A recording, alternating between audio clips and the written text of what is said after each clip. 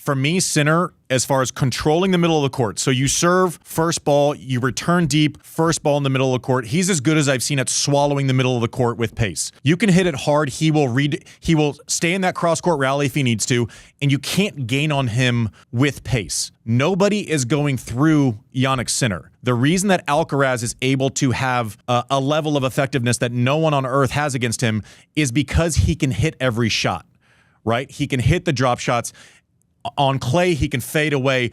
If Sinner knows what's coming, it is curtains. It's like Ohtani and Barry Bonds looking for a pitch. They rarely miss it if they know what's coming. Carlos has 5 pitches versus a fastball and an off-speed pitch, right? And so that is the difference. Sinner's the best, one of the best I've ever seen at controlling the middle of the court, maybe along with Andre, except Andre wasn't 6'5", and he didn't have that movement and defense out of the corners, and he would tell you the exact same thing.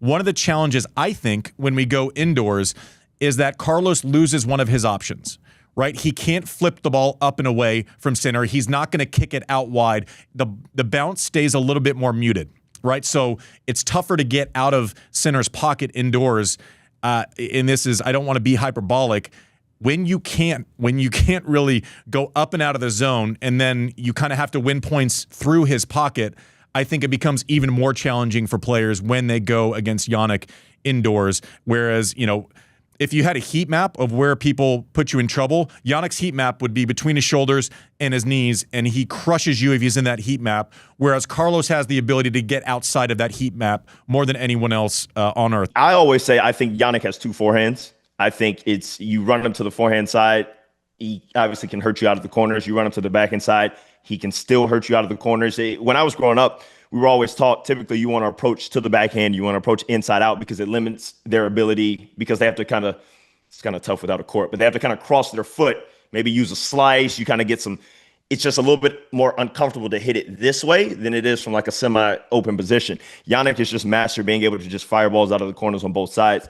To Carlos's point, though, I really, I love watching Carlos because as a kid at the time who grew up watching the Big Four, I see elements of the Big Four in Carlos's game, every single one of them. I see the second serve return. We see Carlos now stepping up close to the baseline, stinging it on the back end side. Reminds me of Murray. Like, it reminds me of Murray, his ability to kind of step up, inject pace really quickly, and then get back.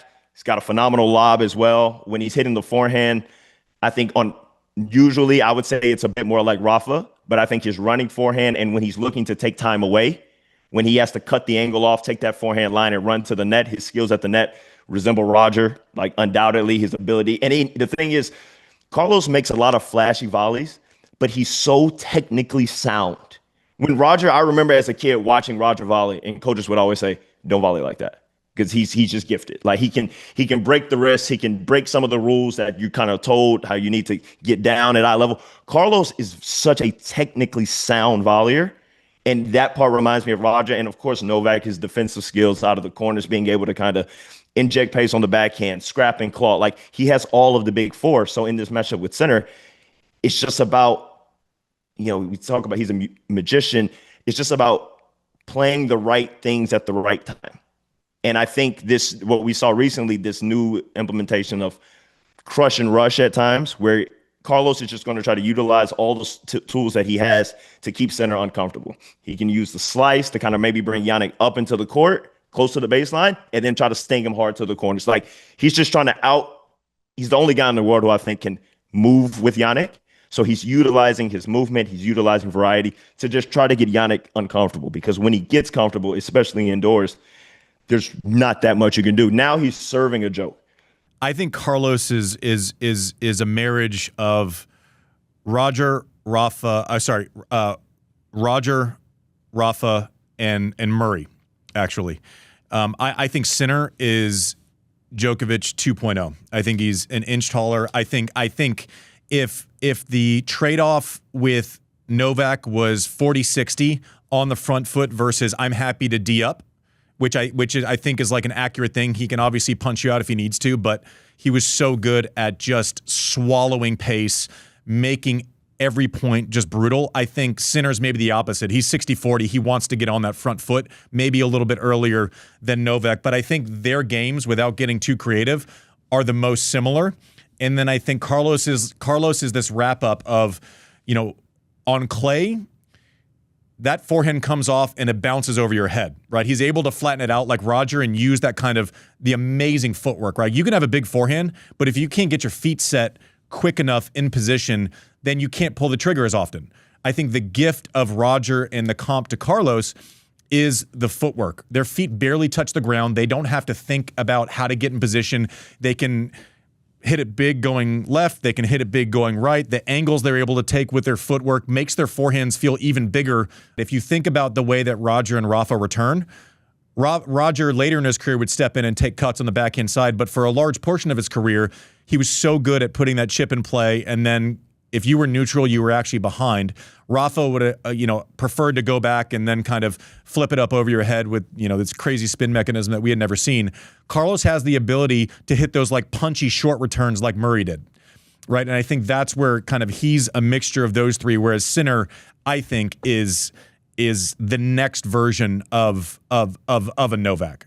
So it's fun to kind of see how those tools play against each other. And kind of mimic patterns we've seen, but then they're taking on this new life based on these two guys and kind of continuing those chess matches. These two guys are nothing like the big three. I mean, Alcaraz has this permanent smile, and he's got this showstopper instinct. I mean, we talk about sort of Roger and his magic, but it wasn't often at the expense of sort of getting a reaction from the crowd. It was just his sort of genius expressing itself. And Sinner is sort of, I like the proto Novak comparison, and if Novak had 2 extra inches of wingspan, and I mean the Sinner growing up with Polly for sure. Yeah, exactly. That's a good point too. We haven't talked about, but I feel like but it's not Novak's temperament, and it's not the level of sports psychology and sort of the self belief. I feel like one thing I love about this rivalry is that you could see the elements of the games from the previous generation. But in terms of temperament and personality and risk threshold, I don't see a lot of overlap. Novak's a master at creating friction because he's really good at leaning into friction. Like, he's able to find his spaces. Rafa is great at I don't know how it's going to go. I hope I can just win 2 rounds. And then he gets you like a dog with some meat on it, right? Like, everyone has to find their pacing. So, yeah, I mean, I think their personalities are different. I think Roger enjoyed hitting crazy shots more than you guys are giving him credit for.